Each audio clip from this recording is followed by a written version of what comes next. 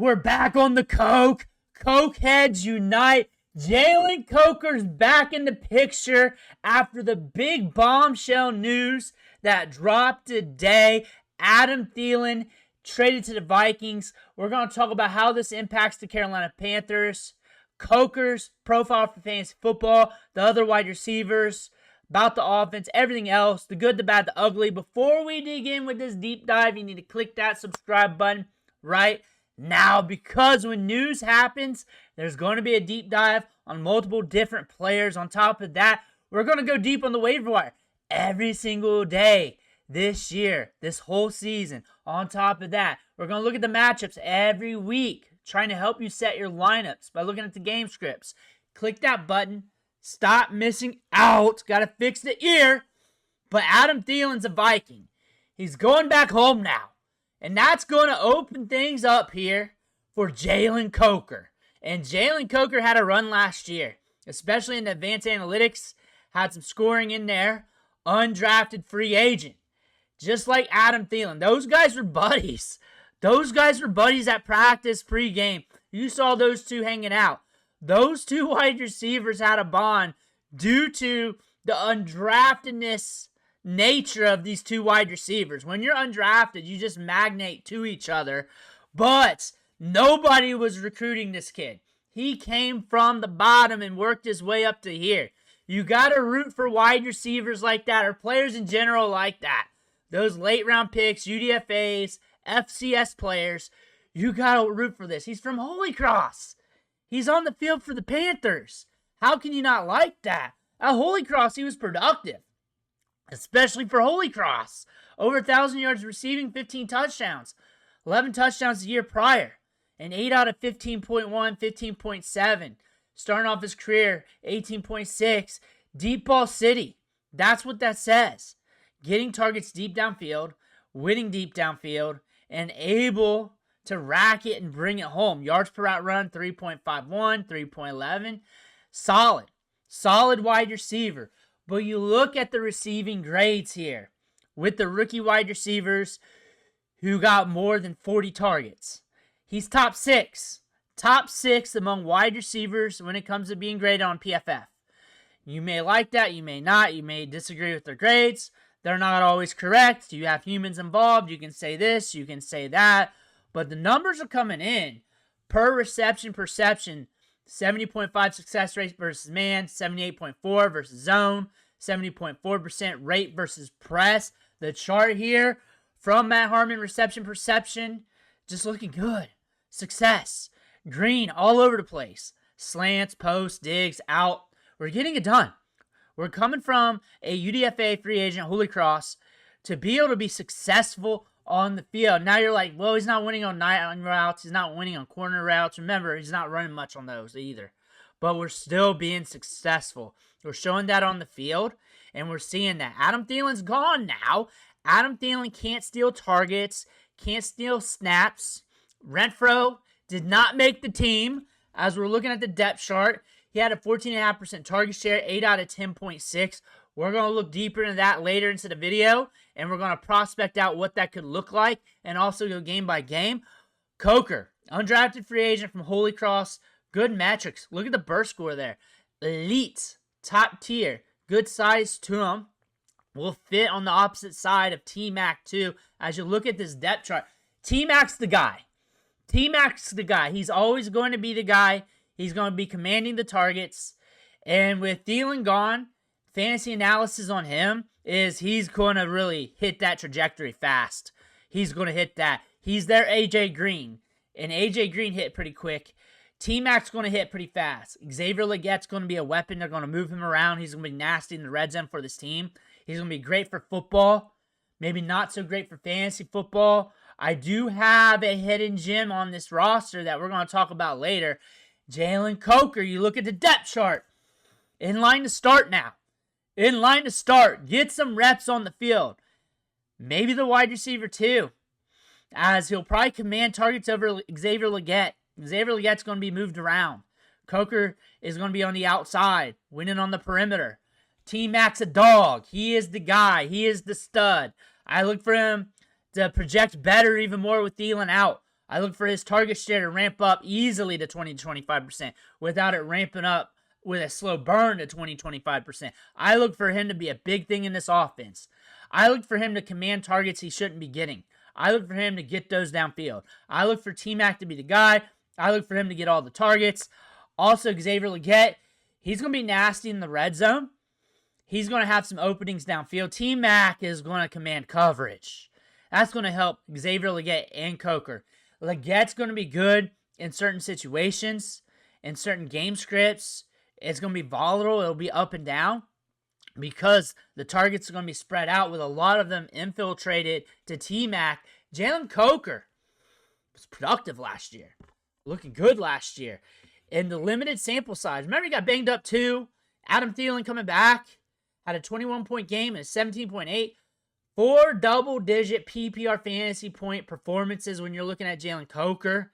4.2 targets per game, but that doesn't tell the story. A game with 6, a game with 8, a game with 6, 5, 7. We can command targets. We can also rack up air yards. ADOT per game, 17.2, 17.7, 10.2, 12, 17, 1 with 29. We can get targets downfield like we saw at Holy Cross. Target share per game, which is probably something you really want to look at. 32%, 22, 21, 21, 18. So we have the potential to rack up targets on a large portion of the offense. It was proven last year. And now we got Xavier Legette, who's raw. He's a raw wide receiver. T-Mac's a rookie, but also he's going to eventually get blanketed. Coker's going to have his moments.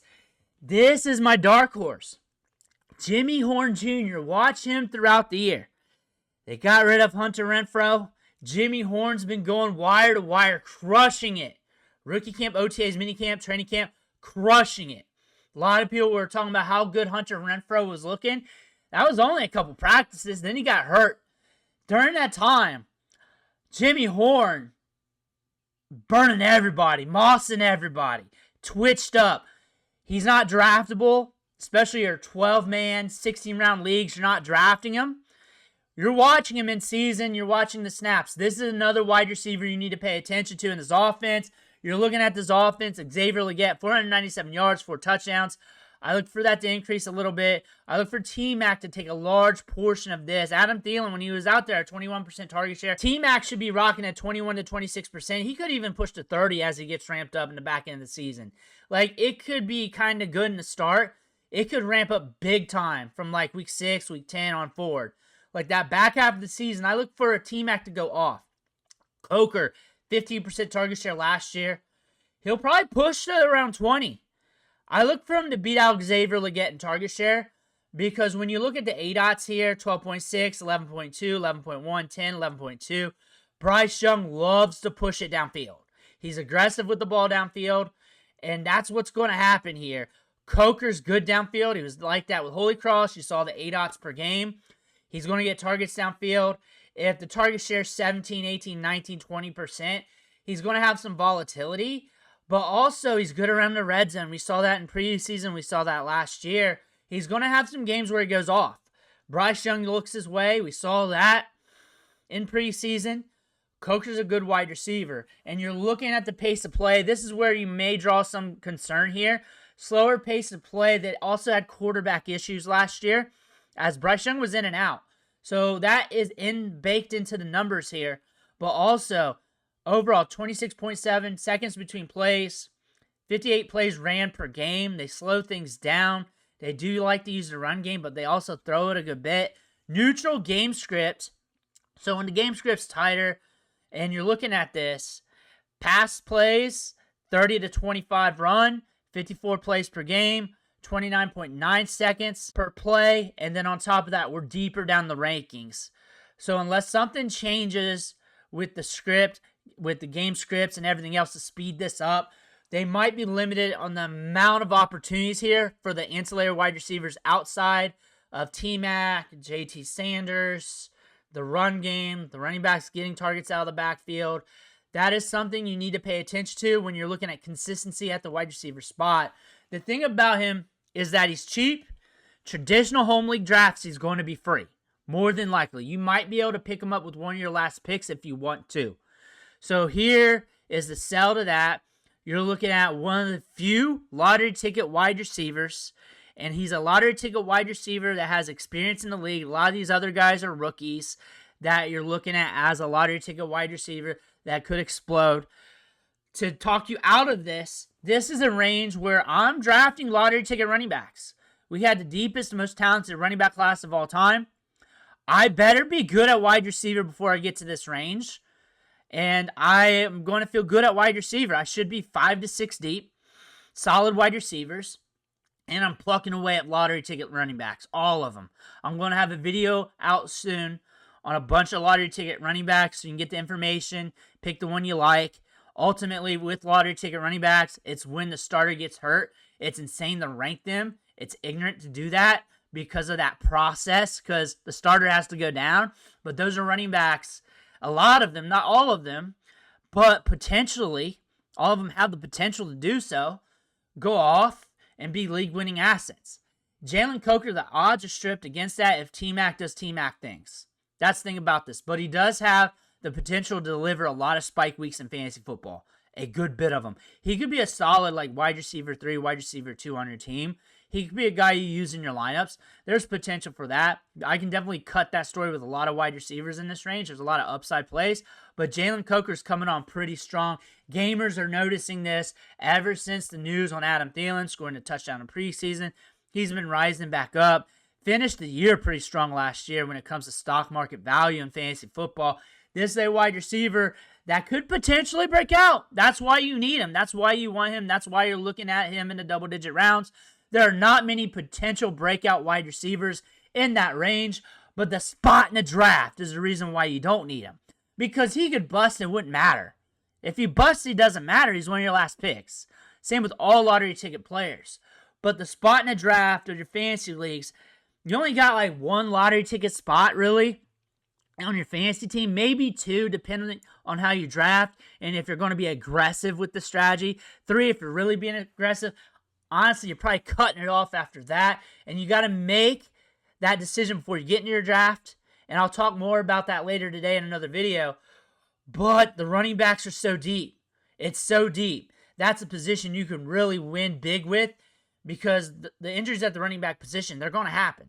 They're going to happen, and it might be more than last year and the year prior, because they've been down the last couple of years. Unless we're getting a new rolling average, if you take the average from the last 5 to 10 years, it's been down, so it's going to feel like more this year. And we have some older running backs still at play. And Father Time, he doesn't miss. He just comes when he wants. We got a lot of talent now at the running back position. When it comes to rookie running backs, we have like 20 good ones this year. Last year we had like 4 or 5. 2 of them hit, Bucky and Tyrone Tracy. A lot of them didn't. A lot of them didn't even get the opportunity to hit because the starters stayed up. That could change this year. That could change. But if you're looking for a lottery ticket wide receiver, if that's what you want out of your draft, here you go. Here you go. Get you some Jalen Coker. I like Jalen Coker. I'm rooting for the kid. Got a lot of upside. I love his game, how he plays. He's going to be great for the Panthers. One take I'm going to say here is the Panthers are going to be sneaky this year. They're going to win some games they're not supposed to win. They might knock a couple teams out of the playoffs. They might be having a good push for the playoffs. I think Bryce Young's going to look good. I think T-Mac's going to rejuvenate this team. I also think they're deeper at running back with Rico Dowdle, so they're going to be solid there. They're going to have that 1-2 punch with that. And I think Coker, Xavier Legette combined with T-Mac, especially around the red zone, that's going to be tough to stop, especially in short yardage situations as well. This could be a team that could be very sneaky this year, football-wise.